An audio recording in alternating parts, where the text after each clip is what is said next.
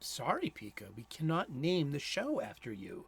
What do you want? To get us sued? Hi, welcome back once again. It's time for the golden age of DC Comics 365 days, where I take this beloved hardcover coffee table book given to me about 2 decades ago by one of my best friends. This has been surfing my coffee table ever since and has been a constant source of comic book shop style conversations, the kind I wish to recreate today right here with you. Thank you so much for tuning in, taking this 365 days book for its intended purpose. We're going to open up to today's date, which is November the 5th. We are going to look at some comic book art of an antediluvian age. We're going to read the blurb, and then we're going to talk about comic books. And we're going to talk about comic books every day for the rest of the year. Thank you so much for tuning in. This is a 2004 Abrams press publication. It's a hardcover coffee table book. It's quite handsome and informative.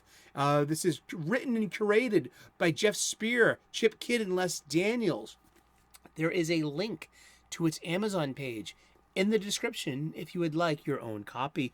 It will look great on your coffee table too. You can play along at home, and I know it makes a great gift for a geek. You know?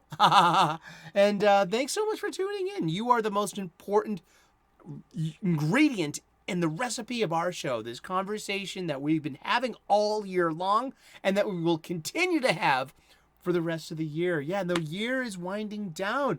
So thanks for being on this voyage with me. I learn a lot. I read a lot about comic books, and I talk a lot about comic books. I love comics. You do too. And if you're tuned into to this show right now, you're in the right place at the right time. So let's get to it. We're going to open up this page to today's date. It is November the 5th. Oh, boy. And this is story by Otto Binder, pencils by Kurt Swan, inks by Ray Burnley, from Superman's pal, Jimmy Olsen, number 2, November-December of 1954, coming up to the very end of the a year away, maybe less than a year away from the end of the Golden Age. Well, basically, yeah, a year, because if showcase number 4 is not, it has a cover date of October of 1956. Well, then, I mean, just there's a little bit of there's a blur line. You know what I mean? There's not just a solid line, I guess. Let's read from the blurb, and let's look at the art. It's Jimmy Olsen. Basking at a beach on vacation, Jimmy Olsen, cub reporter for the Daily Planet, also basks privately in the glory of being Superman's pal. But strangely, something happens to his friendship with the famous Man of Steel, and Jimmy's relaxing rest becomes a race to solve the riddle of why he is Jimmy Olsen's Superman's ex-pal. Dun, dun, dun. It was your social media feed, Jimbo. Yeah. And after that, we're going to erase you, because you're a ginger.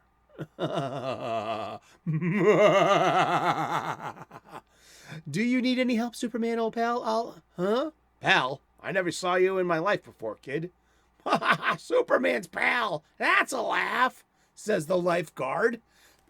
Yeah, that's Jimmy Olsen's pal, Superman. That was a really decent comic book that ran for until the early 70s, the mid-70s, I believe. Got brought back a few times, too. There was a modern Jimmy Olsen's pal, Superman, just a few years ago. It's trying to be one of those offbeat comedic ones, too. But we're going to do something I'm calling DK Week. What does that mean, DK Week? Well, I'm taking a couple of days to go.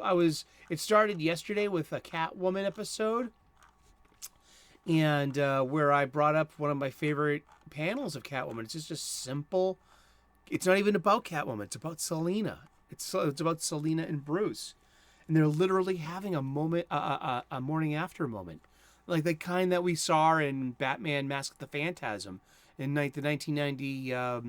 Was it the 3? Let's look that up real quick. Batman: Mask of the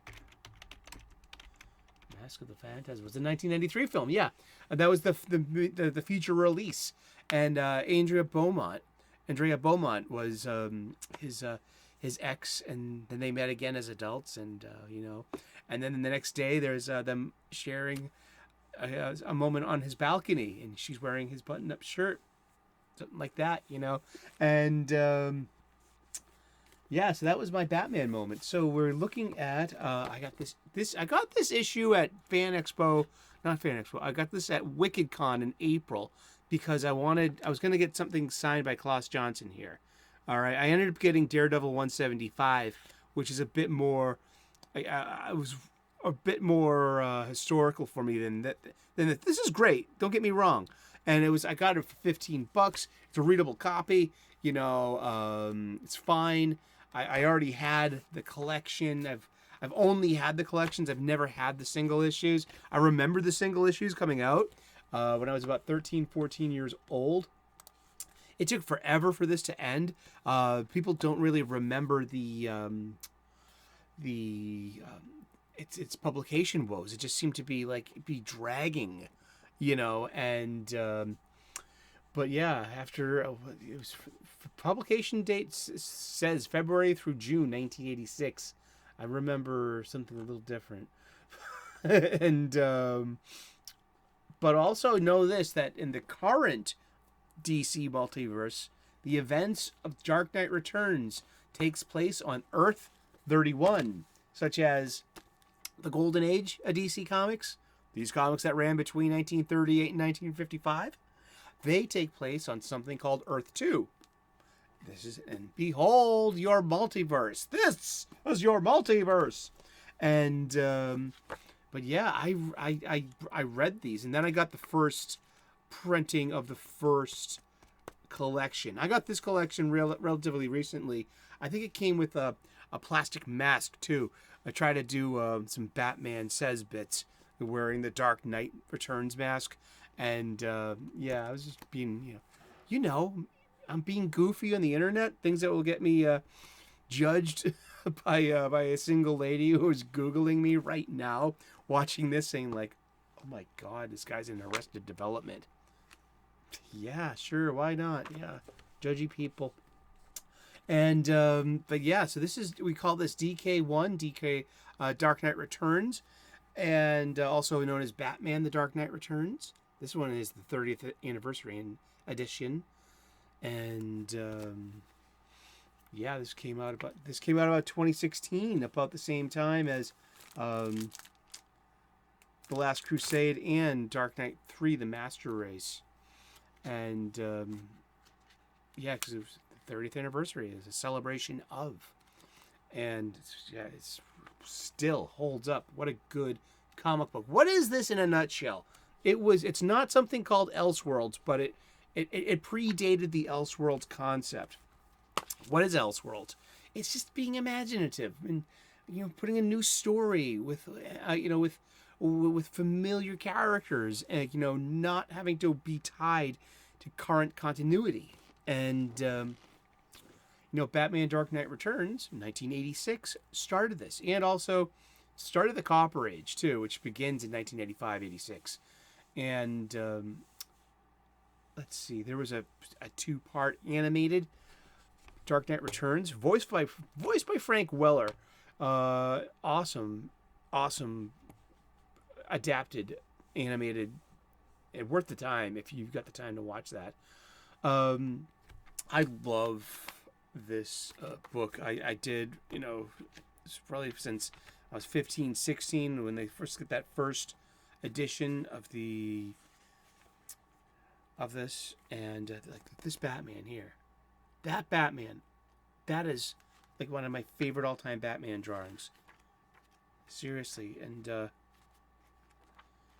it's like this is 1986, and this is Frank Miller invented Jason being killed and Jason's memorial.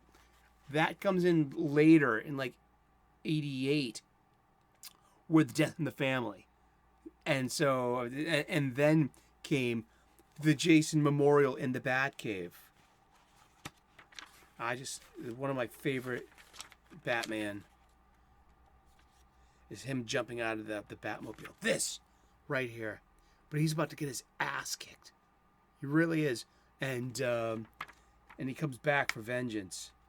And he's wearing the old style ones. I'm pretty sure Frank Miller is the one that started the pouches on the utility belt in this comic itself. Before that, Batman had little capsules that had miniaturized tech in it, and it was amazing and stupendous. And this is kind of like a lot more utilitarian. I'm pretty sure. Correct me if I'm wrong, Bat fans. It was steeped in the 80s. It was steeped in the Cold War. It was steeped in the paranoia of nuclear Armageddon, the shadow of the bomb. It was the 80s. That was our existential threat, was nuclear Armageddon. That we were 2 minutes away from midnight. That we were saturated with the U.S. versus the Soviet Union. And that was the shape of the 80s. We got Superman working for the government. We got Batman as an outlaw. And now he's got now you can add child endangerment to those list of charges against Batman. Man, this is some good stuff. And and then the Joker, and then the Batman on horseback. I mean, dude, that has its own statuette. This is iconic. This is worth the time. This is when we started deconstructing our superheroes. Before this, Batman used to smile. We had a really well drawn Batman of different artists, but we also had like Adam West's 1966 TV show, and we had the Super Friends. So we had Alex Toth and Ulan Sule and the Trouble Alert, and come on, chum, this, and we had a Batman who laughed and a Batman who smiled. This changed Batman into a grim, dark knight. And this is the birth of the whole. And then from here comes the Tim Burton movie and the Prince soundtrack. And that is a story for another day.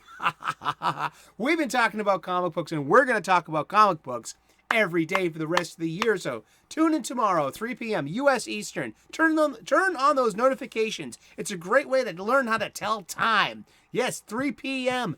daily, U.S. Eastern. Sign yourself up. Turn on that bell. Let it rain. I would love to earn your subscription. We make daily content. We talk about comic books every day. I make regular content. I talk about cooking. I share soup videos. I share cooking hacks. I'm a professional chef. If you want to cook better, join us. Thank you so very much. God bless. Namaste. Good luck. And we will see you again tomorrow in those funny pages. Ciao. Bye-bye.